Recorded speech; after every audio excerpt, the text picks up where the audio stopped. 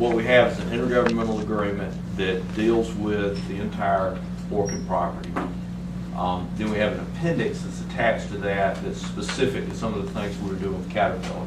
So the next project that comes along will be done as the specifics will be handled as an appendix to the intergovernmental agreement that we're talking about tonight.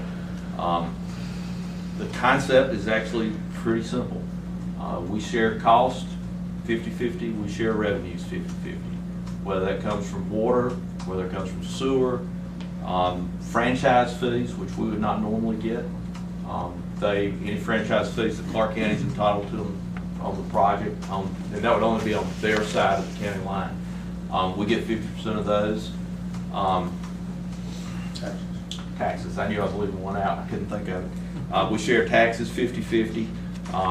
Whichever way is cheaper to put water and sewer in, that's how we're going to provide it. So we may have a situation, for example, where the water will come out of a Clarke County line, it'll go into an Oconee County line, we'll bill them essentially at Oconee County rates for Clarke County water.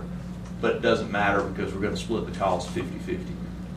Once we got the basic concept of we are 50-50 partners kind of through everybody, this flowed pretty smoothly.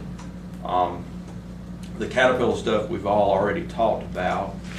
This is a 50-year agreement, which means it would expire in 2062. That's as long as we can go.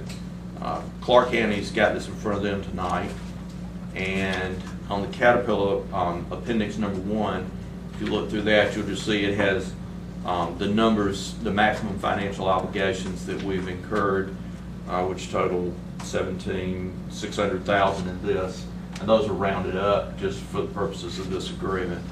It discusses the roadway and intersection infrastructure that's being done, the water and sewer. All of this was also in our MOU and in the other documents we approved at the time. We have a pretty high requirement for cooperation, and Jeff and John Culpepper will have to do a good bit of work to be sure that we're getting costs equalized the way they're supposed to. And I'll be happy to answer any questions. It's what you wanted, I think, in the agreement, what we all expected.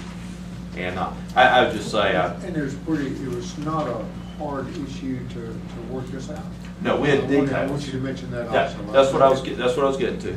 I would say that there's probably never been 2 counties that sat down, particularly given some of the history between 2 counties. There's probably never been 2 counties that sat down and worked out an agreement as easily and as cooperatively as this was. The mayor and chairman, Alan Terrio, Alan Reddish, the finance directors, our public works directors, our planning directors, everybody has had their input into this. The county attorneys, of course, and it's pretty gratifying.